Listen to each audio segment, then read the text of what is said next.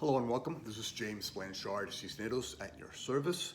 Today I'll be reading the June 16th Daily Inspirational Message, the condensed version. It's 2 paragraphs long. Then I'll center myself, say a little prayer, and then make a couple comments on the message. And if you find the message of use, please be so kind as to like the video. Thank you for that. Here we go. The title. No longer blocking our awareness to the presence of peace. Paragraph 1. When you seem to lack peace in any situation, it is really not peace that you lack. You merely lack the tools to see that the choice for peace is available to you. It is not peace that is not present and available.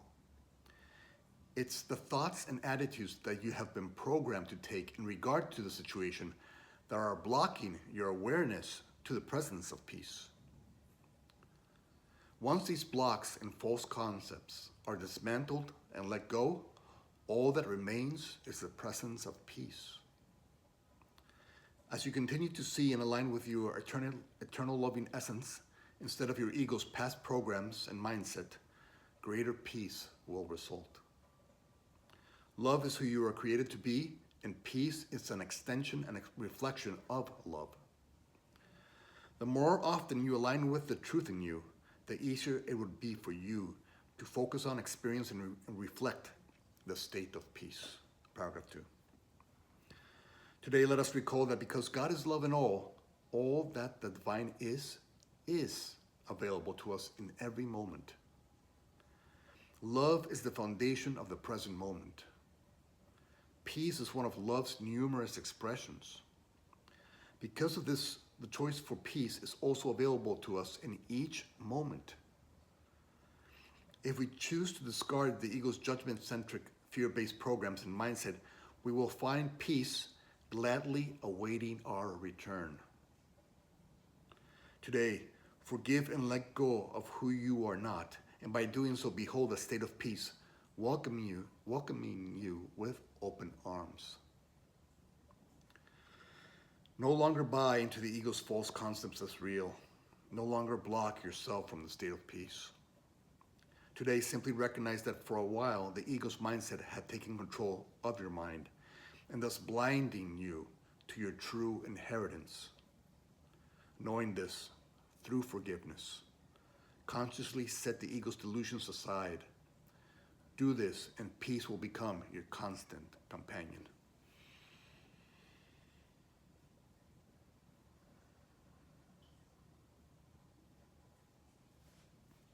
All right. No longer blocking our awareness to the presence of peace. Okay. Today I'm going to make 5 points that I trust will assist us in the implementation of today's daily inspiration. Point number 1. Okay. Let us remember that no matter how challenging or dark the ego says that our story is, that what we're dealing with is, peace is always just one choice away.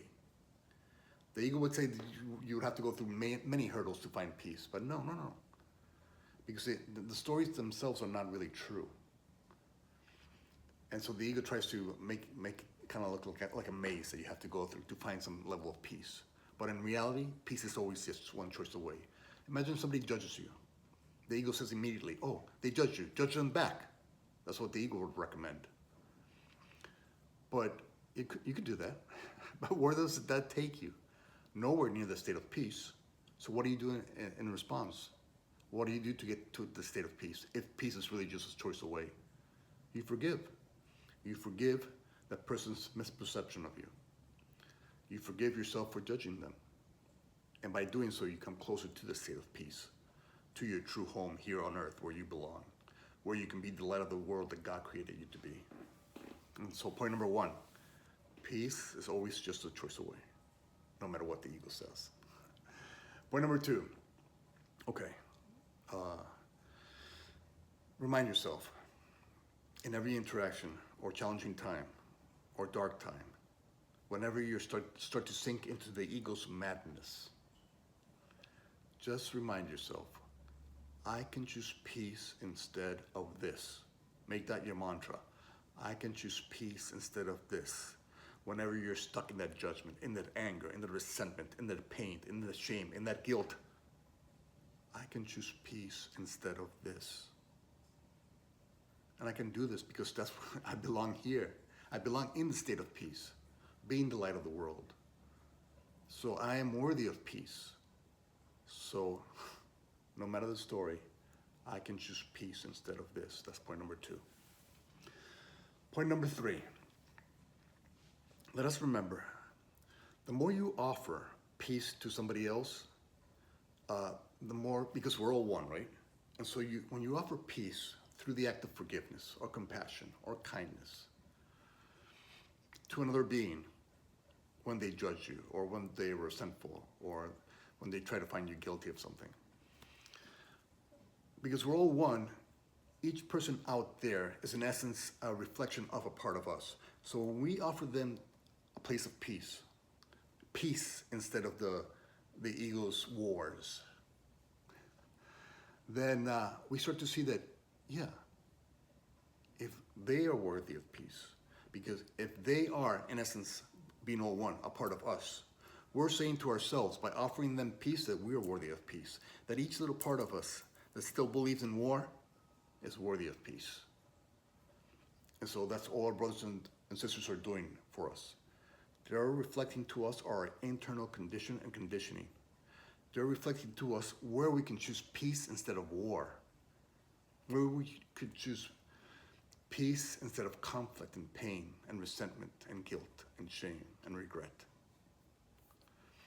And so when you offer peace to another, that is the beautiful thing to do, and that's the healing thing to do, because as you help guide them to the light inside of them, if you're able to show them a light at the end of the tunnel, they'll be telling you or reinforcing in you that you too are worthy of the state of peace.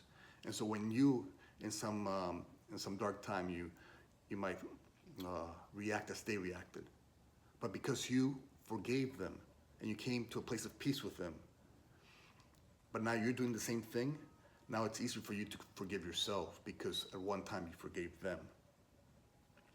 And so by forgiving them, who are in essence a part of you, you're forgiving that part of yourself that still believes that the ego's programs and mindset and delusions and lies are true. And so that's point number 3. Remember, it is very healing not only for them, but for yourself to offer peace to everyone God sends your way.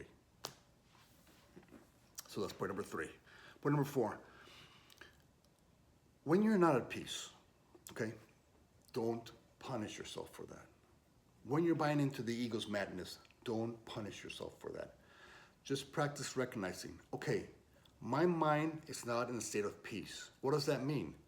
It means that my ego's past programs are in control of my mind. And that's why I don't have peace. Why I'm supporting judgment and anger and frustration and resentment and guilt and shame as real. It's only because the ego's in control of my mind. So I'm not going to punish myself for being out of control of my mind. I'm simply going to recognize, wait a second, I'm not in control, but I'm here to represent the state of peace. I'm here to be at peace. So let me take back control of my mind and thinking. I now choose peace. I now choose in alignment with the state of peace. I now make the choices that lead me to peace. And by doing so, I take control of my own mind. And when I take control of my own mind, my own thinking, I take control of my own life and my own thoughts, words, actions, and reactions and interactions. And so remember, if you're not at peace, it's not you who's not at peace. It's just the ego has taken control over your mind. So your only job is to take control back from the ego and align yourself back with the state of peace. And when you're back at peace, when you're back with aligned with the state of peace, that's when you're in control of your mind. So that's point number 4. Know who's controlling your mind, and thus your thinking, your words, actions, reactions, and interactions. If it's peace, it's the truth in you who's in control. If it's not peace, it's the ego's past programs. So you just take back control. That's point number 4. And point number 5 is any of love's expressions. God is love in all, and so that's the truth in us is love. And love has many expressions: peace, compassion, joy, healing, hope, understanding. All those are reflections and expressions of that love. And so all those can lead you to peace. And so when you're finding it hard to be at peace, look for other of love's expressions to help guide you to that place of peace. And so when somebody's condemning self or others, or when you're condemning them, you can instead look for a reflection of love. What's a reflection of love? What's an opposite to the ego's condemnation? Maybe compassion. When somebody's anxious or fearful, what's the loving response to that? What's the opposite of the ego's fear-based mindset? Maybe you can trust God more, practice trusting the universe more, remembering that God has your back. And so that trust replaces that fear. And that trust leads you to a place of peace. That compassion replaces that condemnation. And this is the compassion leads you back to a place of peace. And so any expression of peace that you can offer the moment, your brothers and sisters, or yourself, any expression of love can lead you back to the state of peace, where you belong, where you can feel fulfilled, fulfilling your function as the light of the world that God created you to be.